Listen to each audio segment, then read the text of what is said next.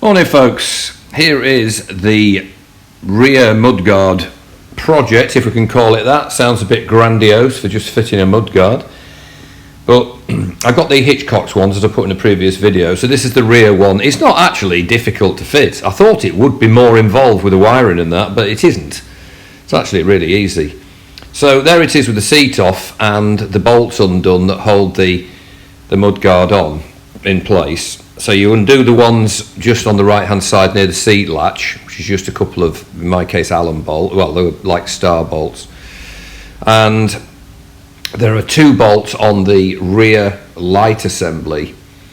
And it's easy enough to do, and then it begins to drop down like that. Off it comes, feed the wiring through, take the grommets off and everything.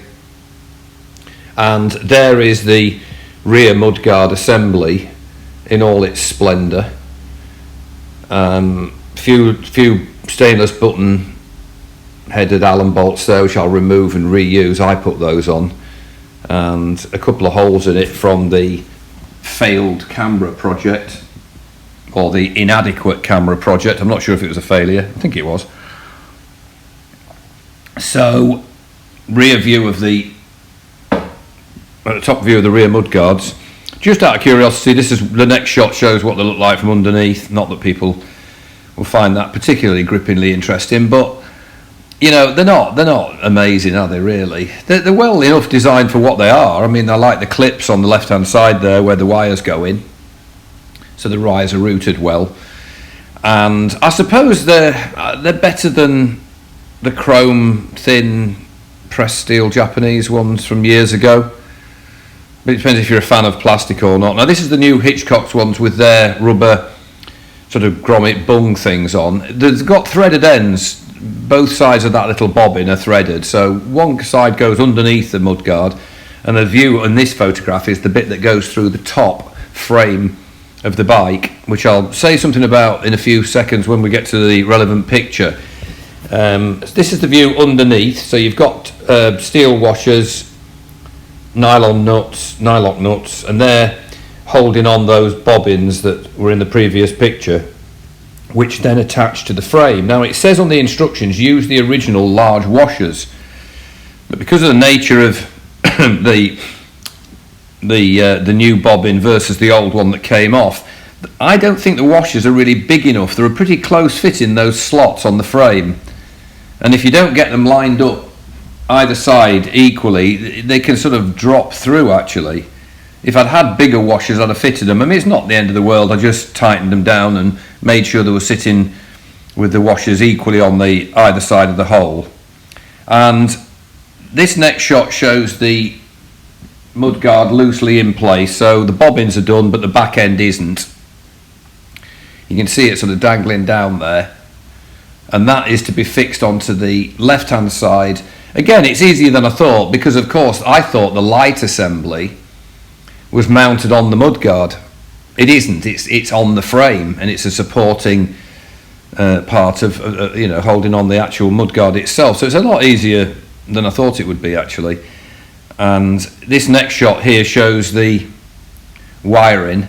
Now, as you can see, the block connectors live in the rear alloy light bracket. You don't put those through like I've got it positioned there. That's wrong. Okay, that is the wrong way. It should be the wiring harness goes through and the block connectors live in the rear light. So there it is again. You see, what I'd done there was pull the block connectors through. Well, that would result in your junction boxes, connection boxes, being under the mudguard and getting all the road filth on, and it's completely not necessary. So that's to avoid that. You want to be pulling the wire through from the wiring harness end. Now there is the transfer, which is completely hidden by the seat, so pointless. Now that's a view underneath. As you can see, look, there's no block connectors underneath there. The wiring is held on in place using little cable ties onto loops. I think it could do with more loops on it, actually. There's only two of them. They're adequate. And the next shot shows a side view of the actual mudguard itself in place finally. They look nice. Very nice. I mean, it illustrates to me it'd be a nightmare trying to fit anything other than ones that were meant to fit the bike. I think you'd have a hell of a job. So there's probably no wonder that they charge a premium for these, because they are actually exactly right for the bike, and I think that's pretty important. You'd have a problem bodging together making aftermarket ones fit. And there's the end product. So I think the front mudguard could have done with being a bit further down, a bit longer actually. I think it would have looked better. Now the back one will need a reflector on it for the MOT, a little sticky on reflector I believe, which can easily be put on and then taken off afterwards. So there it is, that's the actual finished product, which I'm pleased with for 150 quid delivered. Looks nicer than the plastic in my opinion, and I think it's nice, you know, shiny stainless steel, so I'm happy with that.